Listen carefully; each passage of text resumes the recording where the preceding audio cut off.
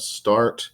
So I think I'm going to actually, I'm not going to do a sticky note. I'm just going to jump right in and get writing, and that's going to help me out a little bit. So up here in Prequel, we are going to start with Charlie in school. And so Charlie was 38 in 1965, which means he was going to school in the 1930s, so in the 1930s and 40s. Teachers were very different back then. So I'm going to start out with it with something that the teacher's saying that I hope a teacher would never say or do in modern times, but this really did happen in Charlie Gordon's days. I'm going to start with the teacher saying, "That'll teach you to stare out the window, Mrs." Man, what's a good name? I don't know the name of any of his teachers. I need a teacher name that's like that's not a nice name, but I don't want it to be too cliche. Man. Now this is where I'm getting a little writer's block. Naming people is one of the hardest things you can do. So I'm going to go with the meanest teacher I ever had. There we go. And you know what? I'm going to take away the R in her name because I'm going to make her a little less lovable. No one ever married her. There we go. Miss Dodd. All right. Miss Dodd shouted as she put away the paddle.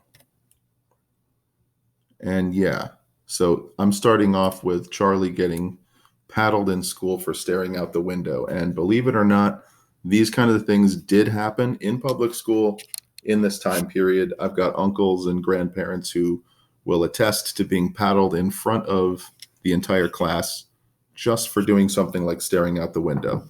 And now Charlie's a brave kid. So we're going to say Charlie held back his tears as he limped back to his seat, period, as he rounded the corner of his desk. A foot made him trip and knock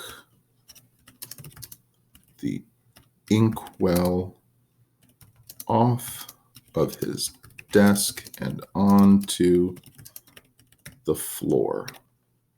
And the reason why I'm putting this in here is because Charlie, when he was a little kid, Charlie was always kind of made fun of because he was not as intelligent as everybody else. And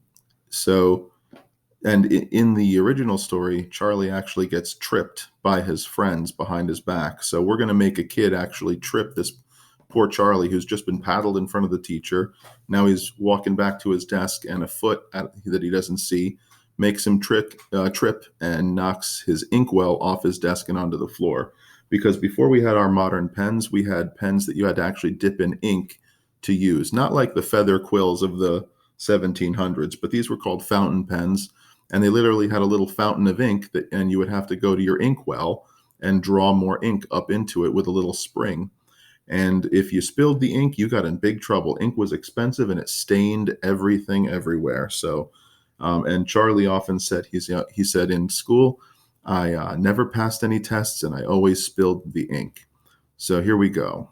Poor Charlie is getting bullied by his teacher and he's getting bullied by the students. And I'm only 3 sentences into my prequel. It looks like we've got a kind of a grim, sad story going on here. And I don't mean to make anyone upset, but that was Charlie's life ahead of time. I'm going to keep working on this, but I'm not going to make you watch any more of it for the time being.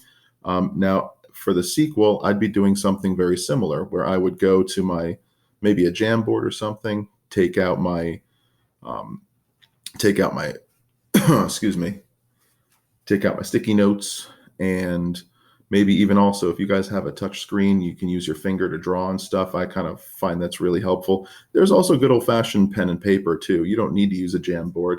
I'm using this for effect and because it can be videoed on the screen. So anyway, I will show you my prequel when we meet on Wednesday for class. And when you guys, that's going to be the day that you guys start writing. You're going to either choose a prequel or a sequel to brainstorm and write on Wednesday.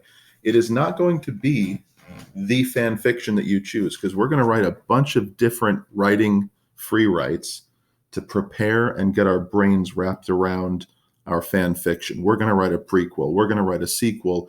We're going to do character switches. We're going to do setting changes, all in preparation for really planning out a good fan fiction. So our notebook's going to be kind of rich with ideas.